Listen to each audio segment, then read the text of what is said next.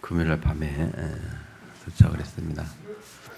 거의 3주 동안 사역을 다녔는데요. 갑자기 환경이 바뀌니까 좀 어리둥절한 그런 기분도 들고요. 34도, 35도 온도에서 그 가만히 앉아서 땀이 나는 저기다가 하루아침에 비행기 타고 오니까 겨울이 여기 오니까 벌써 겨울이 되어버린 것 같아요. 처음 많이 춥더라고요. 처음에 오니까. 거의 뭐 지구 반대편에 있는 그런 상황인데 3주 동안 이제 말씀 집중하면서 훈련 잘하고 이렇게 잘 돌아왔습니다. 간단히 좀 말씀드리면 성교사님이 잘 하고 계시는 것이 구원의 길을 쓰기를 해요. 애들이 구원의 길 이렇게 노트 기록하도록. 그러니까 이제 구원의 길에 이제 거기 있는 그 구원의 길 속에 있는 성경 구절이 51구절인데 그 51구절을 이제 구원의 길 이렇게 쓰면서 성경 같이 쓰게 하고 그렇게 해서 같이 간 목사님이 그 성구 뭐 암송 대회 비슷한 거죠. 퀴즈 내기 해가지고 이렇게 이제 성구 구절 가로 이렇게 하면서 이렇게 맞히기 그런 거 하는데 애들이 거의 다 맞추더라고요. 59절 이렇게 하는데 그래서 성경 구절도 암송 거의 다 하고 있어요 보니까. 40번씩 쓰니까 그렇겠죠. 40번 쓴 아이들이 80명이나 돼. 80명. 이렇게 제대로 해보니 성교사님 쭉 정리하니까 80명이라고 그랬고, 지난번에 했을 때 여러분 노트 봤죠? 노트. 그 노트가 구원할 수 있는 노트인데 그런 책자를 만드는 게 80권이었어요. 80권. 아이들 얼굴도 다 있고. 이제 요즘 또 계속 쓰는 애들이 계속 있고 그리고 그 40번 쓴 아이들은 이제는 10가지 발판, 우리의 신앙 발판 10가지 성경 구절을 그 10번씩 쓰도록 그렇게 하고 있고, 현재까지 쓴 애들이 10명이 다 썼다라고 이렇게 하고 그 책자를 냈더라고요. 그래서 말씀을 이렇게 강의시키는 그런 일들을 아주 잘 하고 계시고, 그래서 대충 뭐 알고 계십니다만은 일단 세 가지 사역 파트가 있잖아요. 첫 번째 선교센터 파트가 있고, 두 번째는 이제 그 남미촌이 두 군데가 있어요. 칼러베라는 지역하고 카쿠마 캠프라는 두 지역이 있는데, 선교센터에서는 이제 금토일 시대에서 금요일 날, 요새 방학이니까 이제 목요일 날도 와요. 목요일 날도 오고, 주로 금요일 날 오후 2시경 오면 토요일 날 오후까지 있다가 또 돌아가는데, 이번에는 한 60명, 50에서 60명 사이에 이렇게 와서 훈련을 받았고요.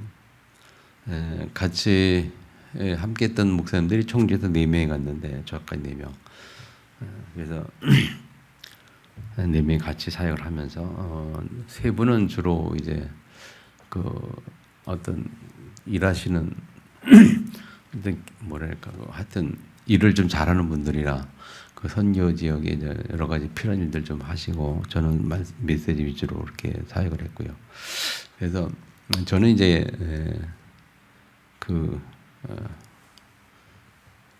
거기서 떼서 먹고 자는 훈련 아이들이 한 10명 정도 되는데 그 아이들 중심으로 해서 집중 훈련을 하는 식으로 했고, 금토 시대에 이제 우리 시명 모이는 그 시대에는 나머지 세 목사님들이 들어가면서 말씀하도록 그렇게 인도를 받았고요. 그래서 선교센터에서는 이제 금토 시대하고 주일 예배 하고 있고, 두 군데 그 남미전 캠프는 칼로베이 캠프와 카쿠마 캠프인데, 카쿠마 캠프는 현지인 목사, 수단인 현지인 목사가 담임하고 있는 교회고, 거기는 이제 협력 사역으로 같이 하고 있죠. 그래서 이분은 주로 훈련할 때 센터를 다 와도 훈련하고, 금주일 때 같이 훈련하고 그러죠. 주일 예배를 따라 드리고 있고, 그렇게 이제 그 카쿠마 캠프가 있고, 또 이제 칼로베이 캠프는 그 하나의 중심으로 해서 시작된 그 전도 운동이 이제 지금 확산돼 가지고, 거기도 이제 주일날 오전에 거기다 9시 예배를 드리고, 와서 성센터 와서 오후 예배를 2시에 하는데 이제 그게 성센터 본 예배가 되죠.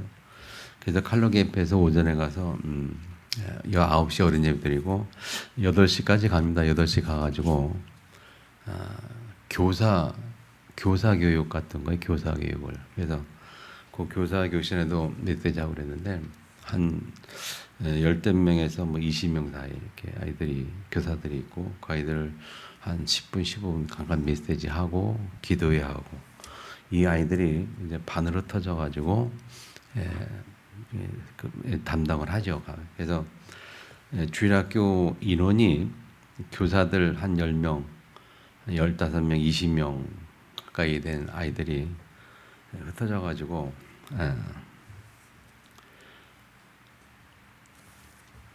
그 한 반이 한 8개 반인가 9개 반 되거든요.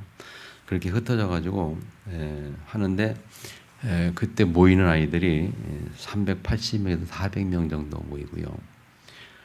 그래서 교사 18명이 이렇게 나눠서 사역을 하고 있는데 아주 잘하고 있더라고요. 뭐 하여튼 애들이 한국말 찬양을 다 배워가지고 한국말로 찬양을 다 해요.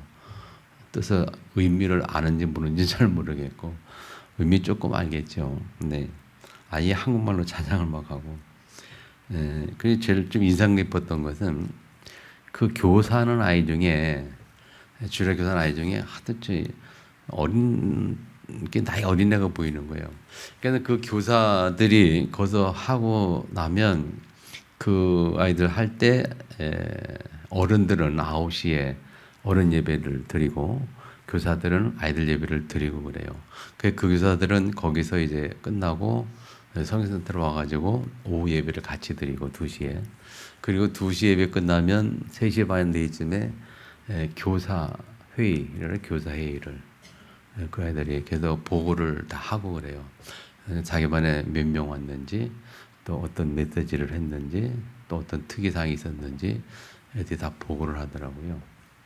그래서 주일날 오후 4시에 보고받는 그 시간에 그저 교사들이 쭉 와서 앉는 그 시간을 이렇게 보니까 아주 조그만 애가 있길래 걔가 보고를 하고 들어가서 내가 몇 살이냐고 물었거든. 몇 살이냐고. 근데 몇 살이냐고 물었더니 13살이에요. 13살. 13살이면 우리 초등학교 6학년 정도 되잖아요. 그런 아이가 교사를 하고 있어요. 교사. 그래서 몇 세 반 담당했더니 2살, 3살 아이들 2살, 3살 아이들을 담당하는 교사 13살짜리가. 근데 그 아이가 군의기를 다 암송하고 있고요. 그 아이가 애들을 가르쳐요. 그 이제 성경 공부하고. 그렇게 그 훈련이 된 거죠. 그래서 이 주일날 인원이 이게 한 400여 명 정도 온단 말이에요. 전체 아이들이. 그리고 그 제주팀들이 갔을 때는 주일날 모일 때는 그때 1000명 왔대요. 1000명. 주일날 하루에. 물론 이제 점심 준다고 하니까 점심 먹으러 온 아이들도 많이 있죠. 많이 있는데다가 이제 백인들이 와서 막 사역하니까 이제 호기심도 있었겠고 어쨌든 그렇게 많이 모인 상황인데 근데 제가 갔을 때는 이제 평소 모이는 모임이 인원이죠 그 중에. 근데 그 지역에 그 제주도의 그 박일영 목사교회 그 교회에서 그 지역에 이제 칼로웨이 지역에 건축을 했잖아요. 교실을 8개 교실을 건축해가지고 그 8개 교실 아이들이 다 이렇게 모여서 분발하거든요. 그리고 그 교실이 한 칸 짓는데 뭐 400만 원 해가지고 8개도 3,200만 원 헌금했거든요. 그 교회에서. 더 들어가 이제 좀 추가도 됐습니다만은 그 교실 8개가 쫙 지어져 있고 각 교실마다 400만 원 내고 헌신한 사람들 이름이 다 써 이름이 이렇게 명패로 다 붙어 있고 누가 헌신했다 이런 식으로. 그 이제 그 옆에는 또 새로 이제 건축 중인 이제 외부 손님들 오면 쉴 수 있는 그런 공간하고 성교장 사모님 가면 쉴 수 있는 하고 식당하고 해서 또 지금 건축 중에 있는데 그런 상황에서 이제 인상적인 아이들이 참 잘 훈련을 받고 있다. 그래서 뭐가 보이냐면 그들의 미래가 보이는 거죠. 우리 교회는 지금 주일학교 거의 없잖아요.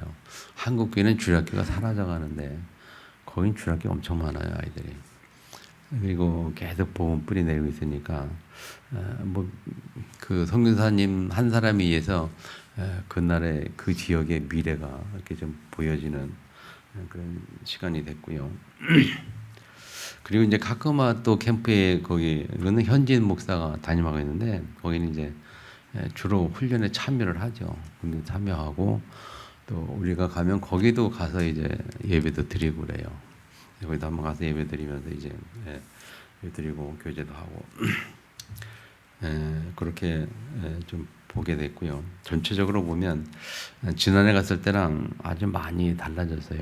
사역도 확장되었고 건물도 많이 좀 선축되었고 또 사역도 좀 더 체계적으로 좀 되어가고 있다 하는 것이 좀 느껴지고 그리고 올해만 해도 여러 분이 왔다 가도 우리 뭐 청소년 신학원 이런 근데 왔다 가기도 하고 그래서 아마 방학 때마다 그쪽 청소년 신학원이 막 운영이 될 것 같고요. 올해 내년부터는 그래서 집중적으로 두 분 와서 한다 그러고요.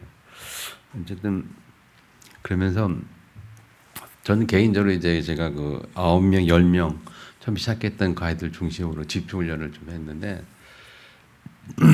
집중해가면서 이렇게 느낀 것이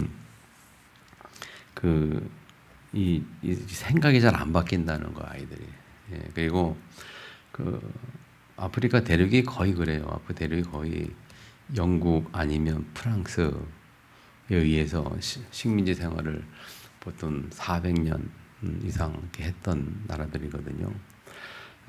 그러다 보니까 400년간의 그런 생활로 식민 생활로 인해서 생긴 그런 노예 근성, 노예 생활을 400년 이상 했잖아요.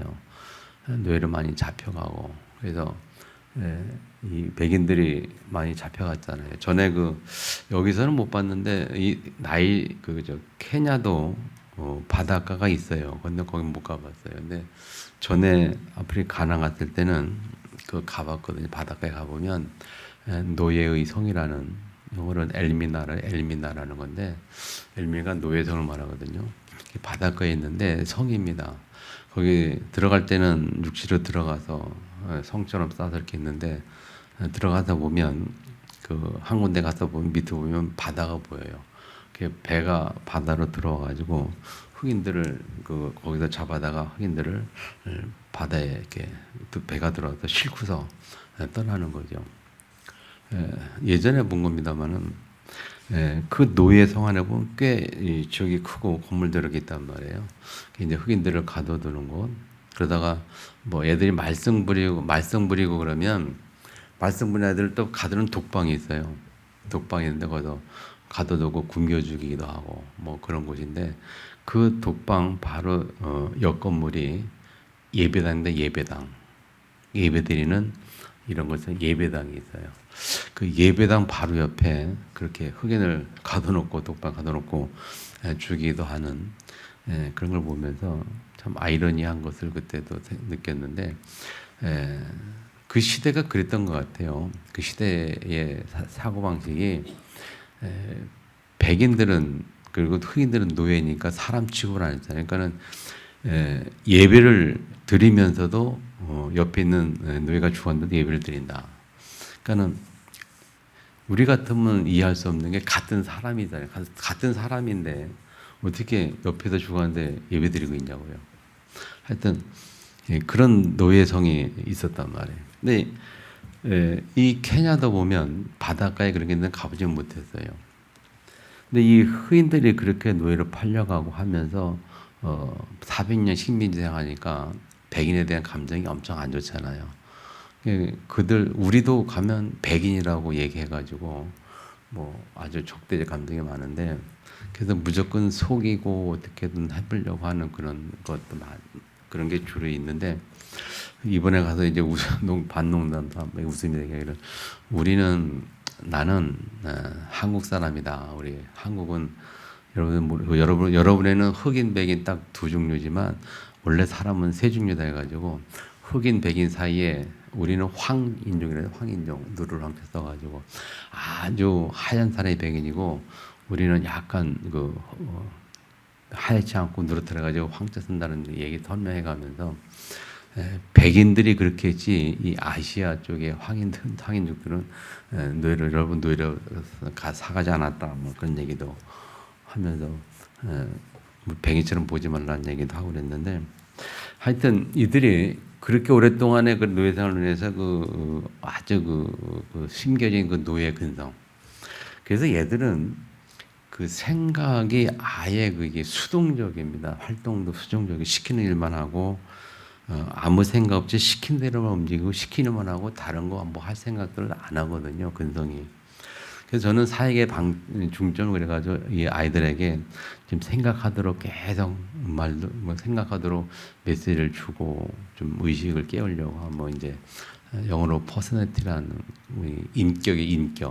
사람의 인격이 있다는 거를 완전 심어주고 복음 가진 자는 그렇잖아요. 복음 가진 자는 온전한 인격이 회복이 돼가는 거잖아요. 하나님이 창조한 처음에 사람은 온전한 인격 가지고 하나님과 교제하며 살았는데 사단의 노예가 되면서 인격도 뺏기고 특별히 이들이 400여 년간 그렇게 노예 생활하면서 완전히 인격이 눌린 그러니까는 완전히 사단의 노예가 된 우리가 성경에서 보는 것처럼 이스라엘 백성들도 뭡니까? 이스라엘 백성들도 430년간 애굽에 노예를 했단 말이죠. 애굽에 노예에 있다가 출애굽해가지고 하나님의 은혜로 출애굽해서 밖으로 나왔잖아요. 나와서 가나안 땅 가는 길 광야길에 가고 있었는데 그때 그 이스라엘 백성의 상황이 이 걔들을 보면서 이렇게 뭔가 좀 알겠다는 그런 마음이 오더라고요. 아, 이런 상황이었구나. 그 이스라엘 백성들의 그 출애굽할 당시의 상황이 이렇겠구나 하는 생각이 좀 들었거든요. 그만큼 이 생각하는 게 없어요. 그냥 오로지 먹는 것에만 관심이 있고 먹기 위해서 살고. 그래서 제가 질문하면서 그런 질문 던졌어요. 통역하는 사원이 좀 힘들어 해지긴 했는데 얘들 처음에 이해를 잘 못하더라고요. 질문을 던졌는데 먹기 위해서 삽니까? 살기 위해서 먹습니까? 그랬거든요. 애들한테 먹기 위해서 사느냐? 살기 위해서 먹느냐? 무슨 차이인지 여러분 아시죠? 금방. 근데 얘들은 그걸 잘 이해를 못하더라고요. 한참을 설명했어요. 먹기 위해서 사는지 살기 위해서 먹는지. 그들은 뭡니까? 대부분 불신자도 그렇고요. 사람들이 먹기 위해서 사는 사람들이 많아요. 먹기 위해서 살아가는 거예요. 근데 살기 위해서 먹어야 되잖아요. 살기 위해서 먹어야 되는데 먹기 위해서 살아요. 그들이 꼭 그래요. 오로지 먹기 위해서 살아가요. 사는 이유가 먹기 위해서. 근데 우리는 먹는 거는 살기 위해서 먹는 거지 먹는 게 주 목적이 아니잖아요. 그래서 예수님도 그렇게 말씀하신 거 아닙니까? 너희는 먼저 그의 나라를 구하라 때 먹을 것, 입을 것, 마실 것 그것 때문에 살지 말라. 그렇게 말씀한 이유가 그거잖아요. 우리 복음 가진 사람은요. 복음 속에 있는 복음의 사람은 먹기 위해서 사는 존재들이 아닙니다. 먹는 건 살기 위해서 먹는 것이고 다른 목적이 있잖아요. 그래서 예수님은 그걸 그의 나라와 그의 의라고 표현했고 아멘. 불신자들은 거의 대부분 그렇고요. 그래도 불신자들도 물론 먹기 위해서 살던 사람이 있긴 있어요. 나름대로 이상이 있거나 이념이 있거나 사상이 있거나 그러면 또 다른 목적이 있죠. 어쨌든 이들은 보면 굳이 그냥 먹기 위해서만 사는 게 먹기 위해서 먹는 것에만 관심이 있어요. 다른 건 관심이 없어요. 그래서 계속 이제 의식을 깨워주는 그런 메시지를 집중훈련을 통해서 하고 왔는데 뭐 하루째 바뀌겠습니까?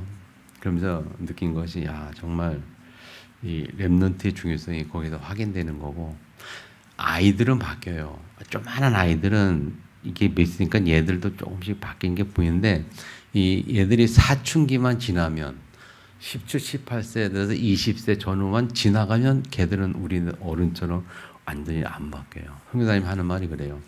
거기 이제 이 센터에 있는 있는 애 중에 20살 안팎대들이 몇 명 있거든요. 걔들은 잘 안 바뀐다 소리 하더라고요. 말든 안 들어가고 바뀌는 것 같은데 또 돌아가고.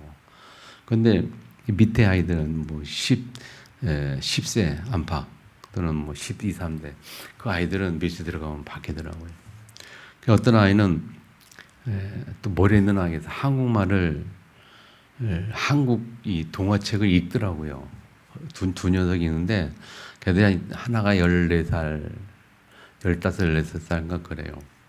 근데 그 성경 동화, 한국어가 있어. 한국말 성경 동화가 항상 그 갔다 온 게 있는데 그 뭐 요셉 이야기 뭐 옛날 그런 동화책 애들이 뭐 막 읽어 내려가는 보고 있는 거에서 내가 읽을 줄 안 돼요. 읽어버렸더니 두 녀석이 막 읽어요. 그래서 뭔 뜻인지 아니었더니 뭔 뜻인지 잘 모르고 그냥 읽어. 그래서 잘 좀 조금만 하면 단어만 이해하고 단어만 암기하고 외우면은 한국말 금방 하겠구나 싶어가지고 그 두 녀석한테 빨리 공부해가지고 내가 설교 너희들이 통역하라고 내가 비전을 통역하라. 그럼 너희들이 통역만 해도 먹고 사는 건 문제가 안 된다. 하면 다 책임나고. 그랬더니 애들이 좋아하더라고요. 열심히 공부해요. 그렇게 하니까 또 다른 애들이 또 불 붙어가지고요. 제가 있는 동안에 그 인터넷이 잘 안 되지만 인터넷 되거든요. 유튜브 들어가니까 한국어 공부하는 거 다 나오더라고요. 한국말 공부하는 거. 그 이제 강좌하는 거. 그들 애들이 열심히 찾아보고 열심히 보고 있더라고요. 그랬더니 한국말을 영어로 써요. 정하면 이제 J-E-O-N-G 제가 정하면 J-E-O-N-G 쓰는데 걔들이 J-E-O-N-G 정을 J-E-O-N-G를 쓰고 읽어요. 그거 보고 배운 거야. 그 인터넷에 가면 그게 다 나와 있더라고. 예.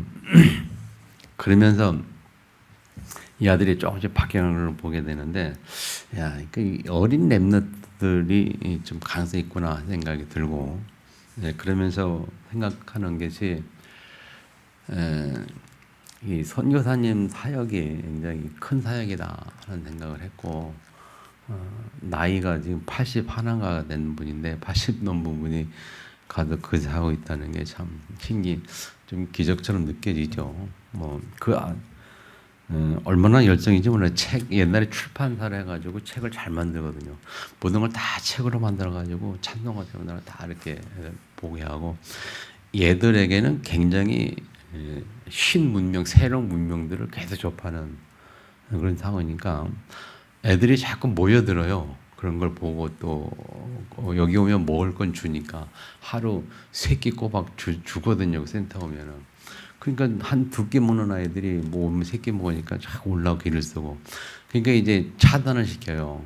구원의 길을 40번 이상 안 쓰면 거기 들어올 수가 없는 거예요. 훈련 받으러. 그러니까 애들이 길을 쓰고 그걸 써요. 먹기 위해서 쓰는 건 솔직히 말하면 먹기 위해서 쓰는 건데 그렇게 하면서 애들이 메시지가 들어가는 거예요. 복이 들어가고. 그런 상황이고요. 그래서 우리가 뒤에서 기도해 주는 게 중요하고 또 여러분들이 또 물질 헌신도 굉장히 중요하죠. 제주도에서 이 여덟간 교실을 보면 참 보기 좋더라고요. 딱 이름 써놓고. 또 지난번에 왔다가 어떤 교회는 아예 또 교회를 하나 짓는다 해가지고 교회를 지면 자기 교회 이름 써달라고 미리 부탁을 하고 왔더라고요. 교회 하나 질 테니까 뭐 이런 식으로. 우리 교회 이름도 한번 붙었으면 좋겠는데 하는 생각을 좀 해보고 여러분도 한번 기도하시면서 한번 헌신했으면 좋겠고요. 어쨌든 이 선교 지역의 상황을 보면서 선교가 중요하다는 그리고 이게 하나님의 일이라는 거.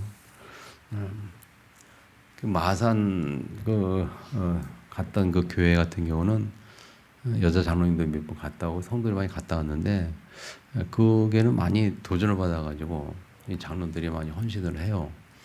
그래서 교회가 분위기가 이렇게 돼가지고 1인당 그 성년때 명단을 100명 명단을 받았어요. 명단을 받아가지고 1인당 2만 원씩 해서 성도들이 각자 맡아서 한 명당 2만 원씩 해가지고 그 교회에서 100명 명단 해가지고 200명을 이렇게 후원을 해요. 한 마산 한만교 같은 경우는. 그래서 좋은 생각이고 저도 갔다 보면서 제가 그 훈련한 아이 중에 그 여자애가 하나 있는데 19살 여자애인데 애가 똑똑하고요. 비전이 지금 변호사가 비전이라고 그러고 그리고 가정 환경 보니까 괜찮고, 사모님 얘기 들어보니까 애가 제일 괜찮대, 가정 환경 들어보고. 근데 제 혼자만 있는 게 아니라 얘 남동생도 같이 들어요, 남동생도 14살짜리, 아까 얘기했던 14살짜리 걔인데 15살이면 걔가 한글을 다 읽어요. 그래서 그 둘이 있는데, 그래서 그러니까 둘이 좀 제일 괜찮아 보이더라고, 가정 환경 여러 가지 볼 때.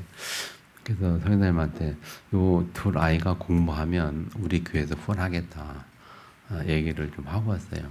그 여자아이는 공부하고 싶어하고 남자의 남동생은 목사가 되겠다고 비전을 가지고 열심히 공부하고 있거든요. 그래서 두 아이가 좀 탐이 나서 이 아이는 한번 교회에서 한번 키워보겠다라고 약속을 하고 왔는데, 그 여자아이가 이제 여러 인데 우리나라 고등학교 같은 공부인데 1년 공부하는데 학비가 얼마였더니 1년 공부하는데 학비가 500불밖에 안 들어간대요. 500불이 얼마인지 아시죠? 한 60만 원 정도. 1년 학비 60만 원인데 그거 뭐 얼마든지 할 수 있잖아요, 우리가. 그래서 그 아이가 동생하고 공부도 좀 해주고 가르쳐주고, 문제 걔들 둘을 불러가지고 너희들 좀 그게 할 건데 그냥 하는 게 아니고 너희들이 먼저 예수 그리스도의 제자가 돼야 된다. 존재 조건을 달고, 그래서 훈련을 열심히 받고 신앙생활 잘하고 하면 교회에서 우리 교회에서 너희들 후원해주고 좀 이렇게 도와주겠다 했더니 감사하다고 얘기를 하고, 하여튼 그렇게 하고 돌아왔습니다. 우리가 좀만 눈만 뜨면요, 그 오천 종족 같은 경우는 정말 그래요. 한 달에 우리가 몇만 원씩만 이렇게 해도 아이들을 이렇게 훈할 수 있단 말이죠. 그래서 성교사님하고 이제 명단을 갖고 올라왔는데 얘 부탁했는데 지금 못 받아왔는데, 지금 80명 그 구원을 쓴 아이들 명단인데 그걸 제가 달라 했더니 약속해놓고 못 받아왔어요. 네, 그 명단 나중에 받을 건데, 어쨌든 그렇게 명단 쭉 받으면 그 아이들로 우리가 기도할 수 있고 혼할 수 있고, 조금만 도와주면 그 아이들이 자기 나라에서 복음 전가는 제자로 세워질 수 있잖아요. 그런 선교는 아주 중요하다는 생각이 듭니다. 그래서 우리가 좀 기도하시면서 우리 교회가 잘 인도받았으면 좋겠고요. 하나님 앞에 우리가 전도 선교를 위해서 좀 헌신하고 쓰임 받는 축복이 있기를 주면을 축원합니다. 그렇게 사역을 하고 돌아왔습니다. 와서 보니 추수감사절인데, 추수감사절의 핵심이 마지막 절기가 추수감사잖아요. 하나님이 주신 은혜와 감사라는 제목인데, 오늘 우리가 읽었던 본문은 뭡니까? 새 절기를 지키라. 매년 3번 4개 절기를 지키라. 그렇게 말씀하는데, 그 절기 중에 하나가 오늘 우리 드리는 추수감사절입니다. 아시다시피 하나님이 이스라엘 백성들에게 새 절기를 지키라 약속을 하셨고 명령하셨고, 이스라엘 백성은 지금까지도 지키고 있습니다. 그래서 오늘 본문은 매년 지켜야 할 절기 3가지를 말씀하시는데, 이것은 왜 그렇게 했냐? 이 매년 지키라, 기념하여 지키라, 그 말은 무슨 의미일까요? 생각해 봤더니, 이 사람이 잘 안 바뀌기 때문에 계속 기념해서 계속 절기를 잊지 말고 지키라는 거예요. 또 다른 말로는 우리가 바뀌어야 된다, 그 말이기도 해요. 그래서 왜냐하면 이스라엘 백성들이 400년의 애굽에 있다가 출애굽했는데 잘 안 바뀌는 거예요. 그래서 새 절기를 지키라 그러지 않았냐 하는 생각이 들고요. 자, 첫 번째 절기가 뭐냐면 6월절입니다. 6월절은 이스라엘 백성이 애굽에서 빠져나오는 그날, 그걸 6월절이죠. 우리로 말하면 우리가 하나님의 자녀가 아닌 마귀의 자녀로 살다가 예수를 그리스도로 믿고 영접하여 구원을 받는 그 순간, 구원받는 그 순간을 6월절이라 그렇게 말합니다. 6월절은 다른 의미로 말하면 복음의 비밀을 말하는 절기입니다. 복음의 비밀, 복음이 뭡니까? 예수 그리스도를 믿고 하나님의 자녀가 되는 그게 복음이잖아. 이것은 예수 그리스도라는 그 복음. 그 복음을 녹화하는 자녀들은 그 날을 기념하는 그 유월절이다. 그래서 세 가지 절기를 통해서 하나님이 주신 은혜는 완벽하다는 사실. 그래서 하나님 주신 세 절기를 통해서 우리는 감사를 해보게 된다는 게 오늘 말씀의 제목입니다. 그 중에 첫 번째가 유월절 복음의 비밀을 말씀하고 있어요. 출애굽기 12장 42절에 보면 구체적으로 성경에 나오죠. 430년이 끝나는 그날에 여호와의 군대가 다 애굽에서 나왔던즉 하면서 그 밤은 그들을 애굽 땅에서 인도하여 내심으로 말미암아 여호와 앞에 지킬 것이니 이는 여호와의 밤이라 이스라엘 자손 대대로 지킬 것이라 그렇게 말씀하고 있습니다. 유월절의 비밀을 말씀하고 있습니다. 자, 우리가 출애굽기 5장부터 보면 10가지 재앙에 대한 얘기가 나와요.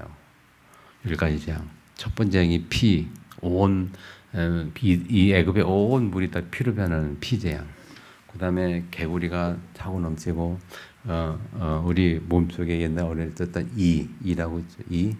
그 이가 득실하고, 그 다음에 개구리, 파리, 온역, 질병 해가지고, 독종, 우박 해가지고, 마지막 재앙이 장자의 죽음이란 말이에요.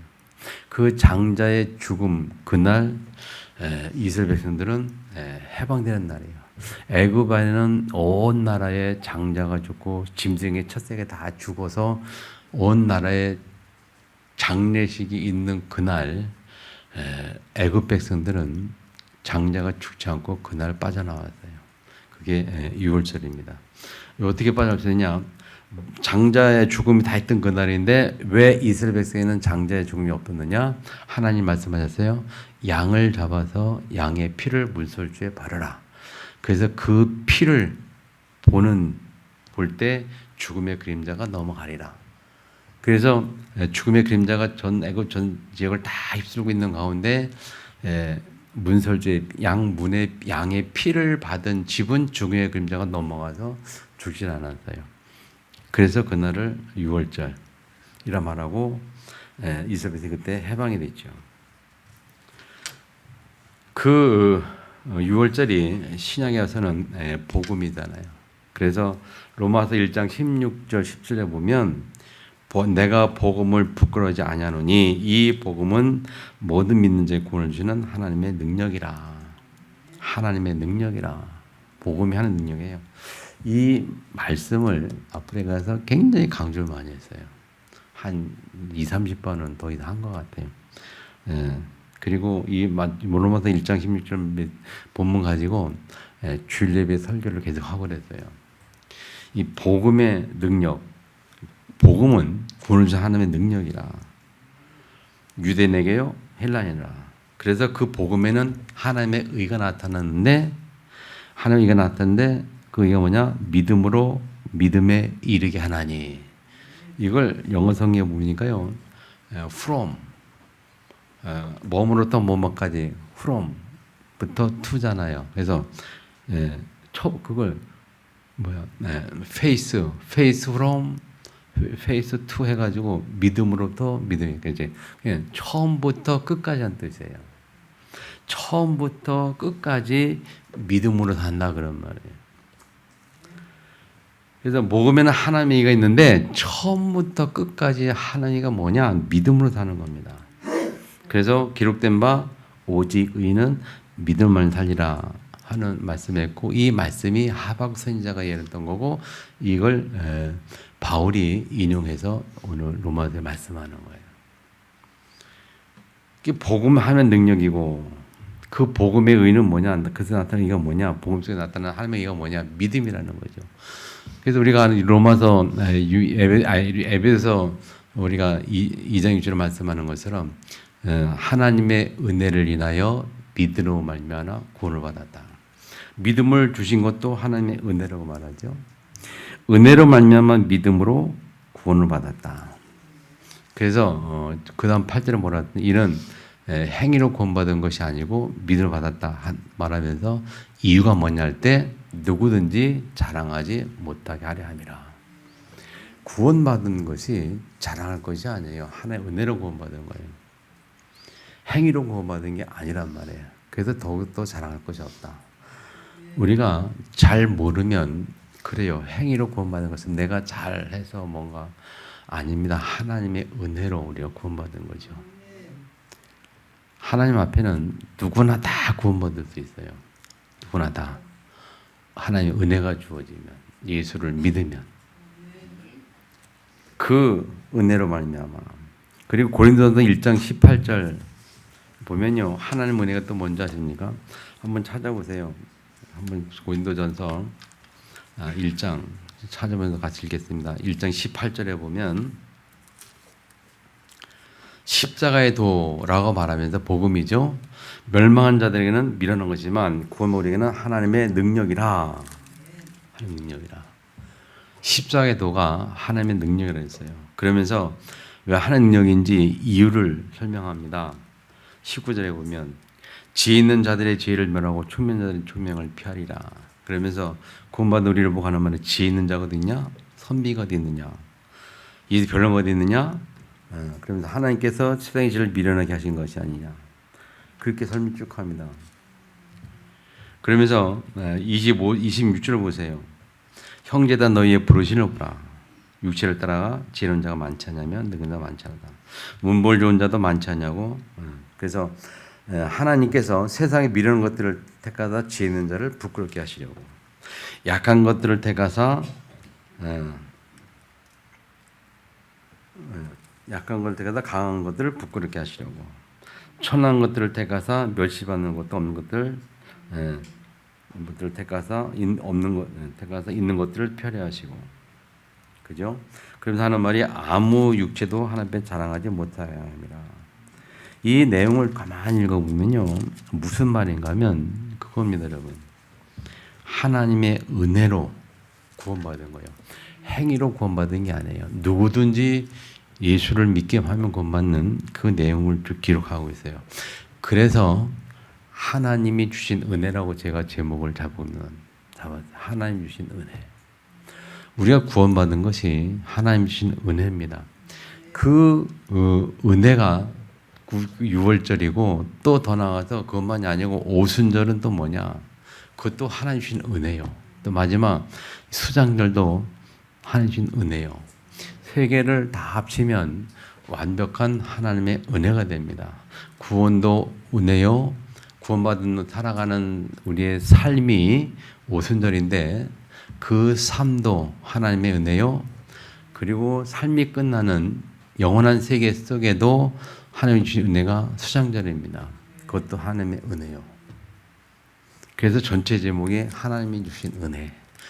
그래서 우리는 그것을 제대로 깨달으면 당연히 감사가 나올 수밖에 없죠. 아멘. 자, 그래서 구월절의 비밀을, 그것은 복음의 비밀을 말하고요. 두 번째는 오순절인데 오순절은 기도의 비밀입니다. 다시 말하면 육신을 가지고 이 땅에 살아가는 삶의 내용이 오순절이에요. 이스라엘 백성들이 애굽에서 나와서 광야를 살아가는 그 삶의 내용, 삶의 그 내용이 오순절입니다. 50일 만에 곡식 거뒀다가 맥주절이라고도 해요. 이 땅에 육신과 살아가는 동안에 하나님이 먹을 것, 입을 것, 마실 것을 다 주겠다는 겁니다. 그게 맥주절의 의미입니다.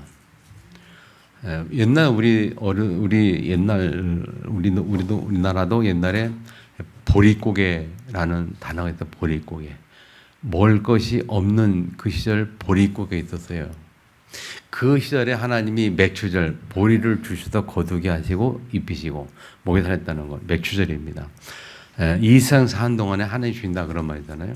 그래서 이 세상 사는 삶의 비밀은 오순절인데 오순절의 핵심은 성령께서 오셨다는 거고 성령이 인도받는 삶이고 그 성령은 우리가 기도할 때 역사하기 때문에 오순절의 비밀은 기도입니다. 아멘. 육신을 가지고 있다 사는 동안에 기도가 이 오순절의 축복을 누리는 방법입니다. 기도 외에는 이 오순절의 축복을 누리는 방법이 없습니다. 오로지 기도에 힘쓰니라 그렇게 우리 말씀했던 것처럼. 그래서 오순절의 배경이 뭐냐면 누가복음 24장에 나와 있지. 24장 30, 49절에 보면 쭉 말씀하시면서 자, 예수님이 고난받고 살만에 죽은 다음 살아날 것과 그의 이름으로 죄사함을 받게 하는 회개가 예루살렘부터 시작하여 모든 중에 전파될 것이 기록되었으니, 그러면서 너희는 이 모든의 증이라고 말씀하시면서 약속하신 게 뭐냐면 내가 내 아버지께서 약속하신 것을 너희에게 보내리니 너희는 위로부터 능력으로 입혀질 때까지 이 성에 머물라 라고 말씀하셨고, 이어지는 성경에 사도행전 1장 4절에 보면 또 말씀하셨어요. 사도와 함께 모이사 그들에게 분바 이르시되 예수를 떠나지 말고 내게 들은 바 아버지께서 가신 것을 기다리라. 그렇게 말씀하셨잖아요.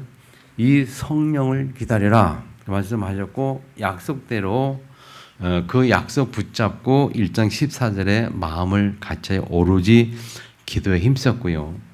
그 기도에 힘쓸 때의 결과 응답이 사도행전 2장 1절 4절 오순절 날이 이름에, 그래서 그 오순절 날 그곳에 성령이 임재했던 거예요. 강림했던 거예요. 그래서 성령 강림절이라 말하기도 하죠. 오순절. 성령 임하니까 하나님의 역사가 시작이 됐어요. 하나님의 주시는 영적 힘이 이들이 받게 되고 시작이 됐어요.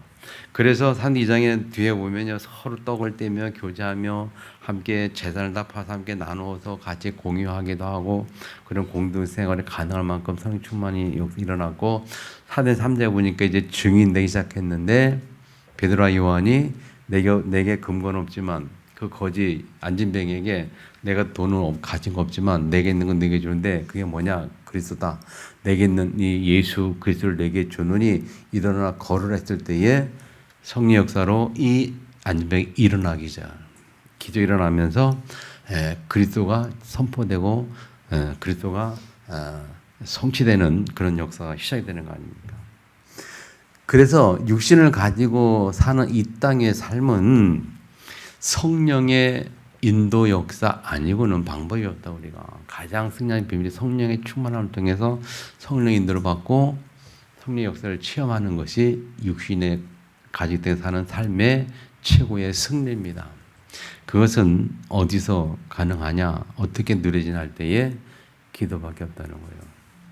그래서 기도의 비밀을 회복하시기를 바랍니다. 저 여러분이 오직 성령 충만의 기도의 비밀이 회복이 돼야 돼요. 그래야 나를 이길 수가 있어요. 내 자신을 이기고 하나님들을 받을 수가 있어요. 그 축복이 오순절의 축복, 이것을 기념해라 그 말. 잊지 말아라. 기념하라면 잊지 마라. 6월절 잊지 말고 오순절 잊지 말고 마지막 세 번째 수장절 잊지 말아라. 수장절은 전도 선교의 비례하는데 무슨 의미일까요? 자, 수장절의 의미가 뭡니까? 추수감사절, 천국 백성에 된다는 의미 아닙니까? 곡식 거두어 드리는 감사절기 아닙니까? 그래서 빌 3장 2절에 보면 우리의 시민권이 하늘에 있는지라. 그래서 우리의 배경이 하늘임을 말하고 있어요. 수장절은 천국 배경을 의미하는 거잖아요. 거두어 드린다, 참 거두어 드린다. 우리의 영혼을 하나님이 천국에 거두어 드린다. 그 배경입니다. 그래서 우리 시민권이 하늘에 있다라고 빌립보서 3장에 바울이 고백했고, 4장 3절에 보면 또 참으로 나와 멍에를 같이 한 내게 구하노니 복음에 나와 함께 힘쓰던 저 여인들을 돕고 또한 글레멘드와 그 외에 나의 동역자들을 도우라. 그 이름들이 생명책에 있느니라 그랬어요. 누가 생명책에 있어요? 거기 이름들이 생명책인데 그들이 누굽니까? 그들이 누구예요? 여기 기록된 생명책에 있는 그 저 여인들, 복음에 함께던 저 여인들, 글레멘드 또 나의 동역자를 도우라. 그 생명책에 있느니라 할 때 이 이름들이 누구냐면 전도자 바울을 도왔던 자들이에요. 전도자 바울의 선교사역 속에 전도사에 함께했던 자들을 그들의 이름이 생명체에 기록되어 있다 그렇게 말하잖아요. 뭡니까? 전도자를 도운 자들의 이름이. 아멘. 그래서 다니엘서 12장 3절에 보니까 뭐라 그럽니까? 12장 3절 잘 아는 말씀이죠. 지혜 있는 자는 궁창의 빛과 같이 빛날 것이요 많은 사람을 옳은 대로 돌아오게 한 자는 별과 같이 빛나리라. 우리가 하는 것처럼 사람들을 옳은 대로 돌아오게 한 자, 예수를 알게 하고 믿게 하고 하나님 자녀로 온데 돌게 한 자들에게는 그들은 별과 같이 빛나리라 약속하신 것처럼. 그래서 이 수장자의 비밀은 결국 뭐냐? 전도와 선교의 비밀입니다. 전도자를 돕는 자, 물론 예수 믿고 구원받은 자를 당연히 하늘 시민권을 갖고 있지만 하늘 그 시민 가진 자들이 전도를 함께 도울 때에 그들과 함께 이름이 기록되는 그 내용을 말하고 있고 전도하는 그 사람이 상급이 영원토록 비친다 약속했던 것을 볼 때 수장절의 의미를 전도와 선교로 연관시킬 수밖에 없고 그래서 수장절의 비밀은 전도 선교의 비밀. 다시 말하면 죽어서 영혼이 천국 가는 건 당연한 것이고요. 당연한 우리가 천국병을 가지고 당연히 사는 우리가 이 땅에 사는 동안에 수장절의 비밀이 뭐냐 할 때 당연히 천국 가지만 이 땅에 사는 동안에 수장의 비밀은 우리가 전도 선교란 말이에요. 사람들을 살리는 영혼을 수호하는 이 전도 그리고 전도자를 돕는 전도 실제로 불자들을 복음에서 구원을 받게 하고 또 그 일을 하는 사람을 돕는 전도자를 돕는 그 전도 그 일이 영혼 속에 있는 일이라는 것을 고백했고 그 일이 이 땅에 있는 동안에 우리가 수장절의 축복을 누리는 거예요. 무슨 말인지 아십니까? 그래서 예수 믿고 구원받은 하나님의 자녀들 이 땅에 사는 동안에 그래서 전도와 선교 이야기하는 거고 예수님이 온전한 땅끝 얘기했던 거고 그게 수장님을 누리는 것이기 때문에 그 얘기하는 거예요. 그렇게 할 때에 하나님이 천국뿐만이 아니고 이 땅에 사는 동안에 하나님이 약속의 축복의 약속을 하신 거죠. 그래서 먹을 것 입을 것 걱정하지 말고 그의 나라 의를 구하라. 그러면 너에게 모든 것 다 있다. 아멘. 이 말씀 마무리합니다, 여러분. 추수감사절의 절기를 통해서 세 가지 절기를 같이 연관해서 하나님 주신 완벽한 축복, 은혜, 그리고 거기에 대한 감사. 오늘도 회복하기를 주님의 축복합니다. 마지막 결론도 보면요, 매년 지켜야 한다는 것은 잊지 말라는 의미도 있지만은 각인을 바꾸라는 의미가 있다. 그렇게 볼 때 추수감사를 통해서 우리가 새 절기를 다시 생각해 보면서 하나님 주 완전한 은혜를 우리가 좀 묵상하면서 누리시고 그 은혜에 대한 은혜의 축복을 누리는 비밀이 복음의 비밀, 기도의 비밀, 기도로 복음으로 기도로 마지막 전도 선교로 이때서는 우리가 누릴 수 있는 축복들입니다. 그 축복을 주셨어요. 거기에 대한 감사가 회복이 될 때 그게 진짜 감사입니다. 한 주간 이 감사의 의미를 좀 묵상 고백하면서 한 주간 우리가 복음의 비밀, 기도의 비밀, 전도 선교의 비밀이 회복되어지는 은혜의 길을 주님으로 축원합니다. 주신 말씀 들고 동서로 같이 한번 기도하겠습니다. 주에 맞춰서 기도합니다. 살아계신 아버지 감사합니다. 오늘도 우리와 함께 하시는 은혜를 감사합니다. 주 예수 그리스도의 은혜로 말미암아 하나님의 영광이 되게 하시고 아버지 하나님 전도와 선교의 비밀 되게 하시며 복음의 비밀이 누려지게 하시고 기도의 비밀을 통해서 아버지 오전의 축복을 누리도록 해주시고 함께 오셔서